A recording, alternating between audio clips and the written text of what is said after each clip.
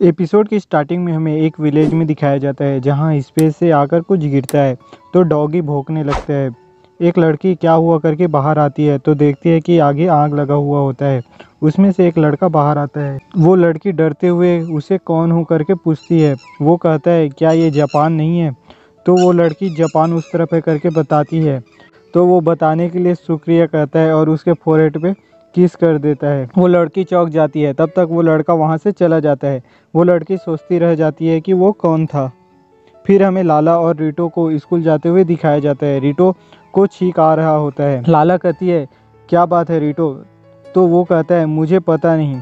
तभी वो लड़का उड़ते हुए उनके तरफ आने लगता है जिसे जिसे हमने एपिसोड के स्टार्टिंग में देखा था। ये लोग टकराने से बच जाते हैं। रीटो कहता है वो क्या था। लाला कहती है कुछ नहीं था और उसे चलो करके ले जाती है। वो लड़का एक मिलिट्री शिप पर गिर जाता है। मिलिट्री वाले उस पर गन पॉइंट कर देते हैं। वो लड़का एक लड़की को देखकर लाला करके एक्साइटेड होने लगता है।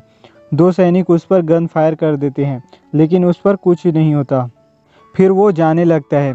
मिलिट्री वाले चौंक रहे होते हैं। फिर हमें लाला और रीटो को स्कूल में दिखाया जाता है। रीटो चीखते ही जा रहा होता है तो लाला कहती है क्या तुम्हें यकीन है कि तुम ठीक हो। रीटो कहता है शायद बुखार है, मुझे इन्फर्मेरी में रुक जाना चाहिए। फिर हम इन्फर्मेरी में देखते हैं जहाँ कोई नहीं होता।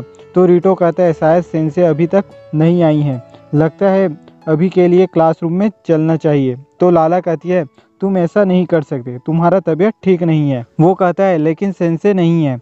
तो लाला पेके से कह के अपना ड्रेस नर्स वाला चेंज कर लेती है और फिर रीटो का टेम्परेचर अपने सिर को उसके सिर से टच करके चेक करने लगती है। तो रीटो कहता है तुम थर्मामीटर का यूज़ कर सकती हो। तभी वहाँ टीचर आ जाती है। कहती है डॉक्टर डॉक्टर खेल रहे हो। तो रीटो सफाई देने लगता है कि नहीं, मुझे थोड़ा बुखार लग रहा था।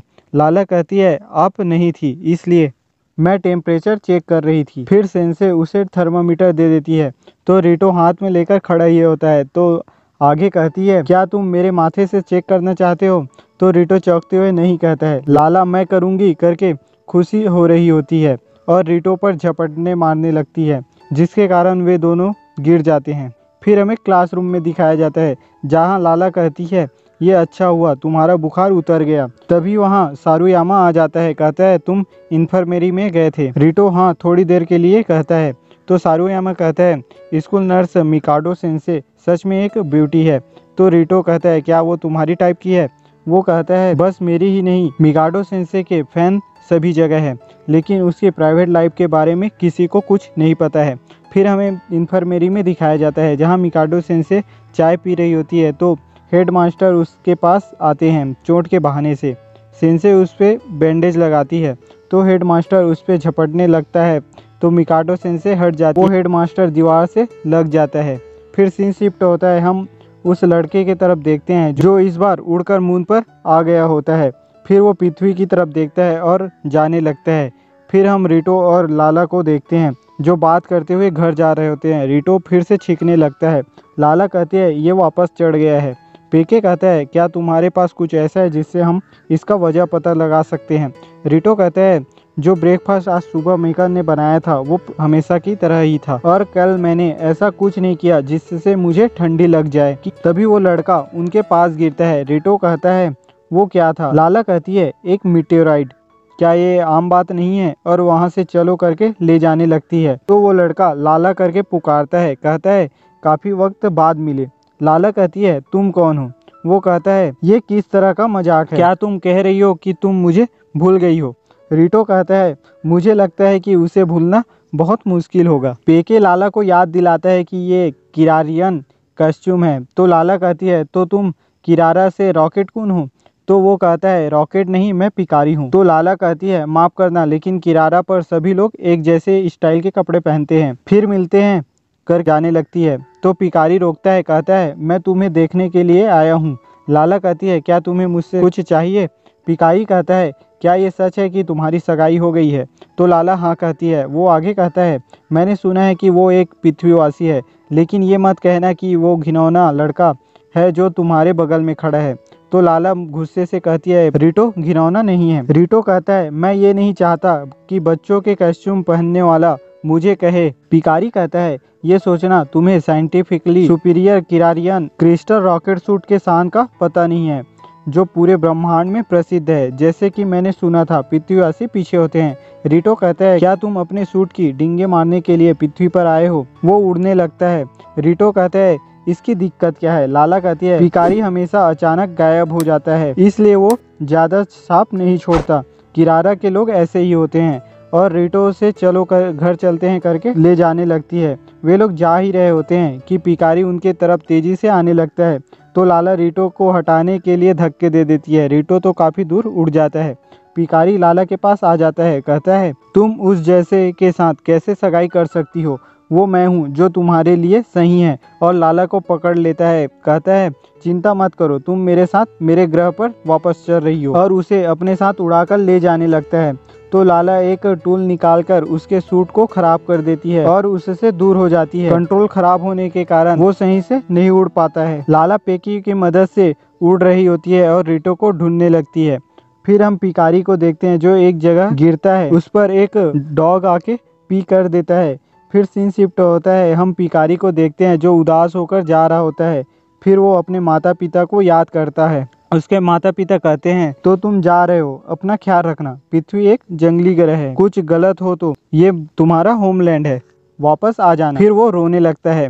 तभी रन दौड़ रहा होता है जो उसके पास आ जाता है और उसे पहचान लेता है कॉस्ट्यूम से कि ये किरारियन है। पिकारी कहता है, एक झलक में पहचान लिया कि मैं किरारियन हूँ, इसका मतलब कि तुम पृथ्वीवासी नहीं हो। और डरते हुए कहता है, तुम कौन हो? तो वो कहता है, मैं एक मेमोर्जियन हूँ। तो पिकारी झुक कर कहता है, मैं भीख मांगता हूँ, मुझे अपने सूट ठीक करने के लिए रॉकेटियम की जरूरत है। रन कहता है, मुझे डर है कि इस समय मेरे पास नहीं होगा।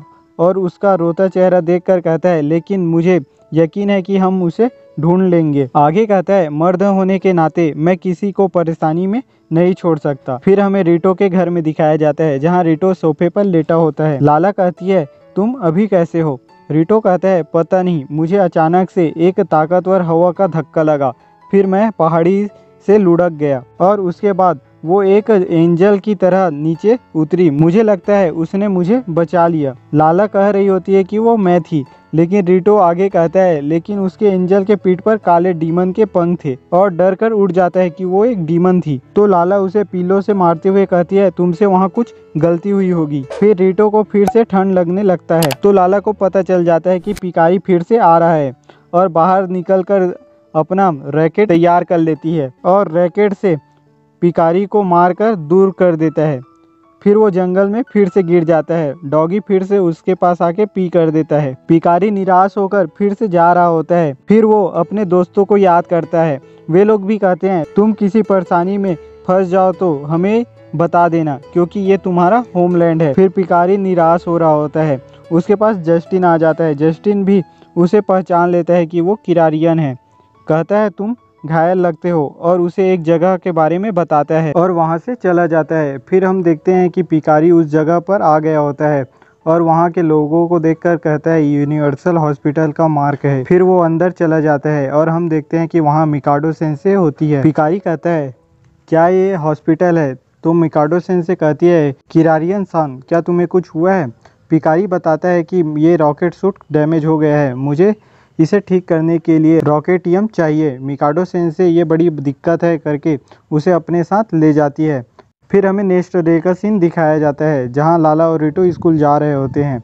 रिटो को छींक आ रहा होता है। लाला कहती है, तुम अभी भी ठीक नहीं हुए हो। आगे कहती है, लगता है तुम्हें आज भी इन्फर्मेरी में जाना चाहिए, और उसे चलो करके अपने साथ ले जाती है।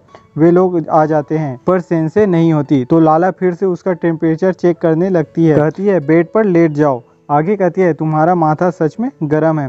दरवाज़ा खुलने की आवाज़ से रिटो डर कर कहता है, हम डॉक्टर नहीं खेल रहे थे, और अपने सामने पिकारी को देखकर चौंक जाता है। पिकारी कहता है, इस बार मेरे साथ आओ लाला। तो लाला उसे हार मानने के लिए कहती है। पिकारी रॉकेट बीम का यूज करके लाला को बेहोश कर देती है। लाला बेहोश हो जाने के कारण न्यूड हो जाती है। फिर वो रिटो पर रॉकेटियम स्लेश यूज कर देता है जिससे वो बन जाता है और लाला को ले जाने के लिए पकड़ लेता है। तभी वहाँ मिकाडो सेंसे आ जाती है। कहती है, तुम मेरे ऑफिस में क्या करने की कोशिश कर रहे हो? फिर सेंसे बैंडेज का यूज करके पिकारी को पूरा बैंडेज से बांध देती है। लाला और रिटो छूट जाते हैं। लाला को होश आ जाता है।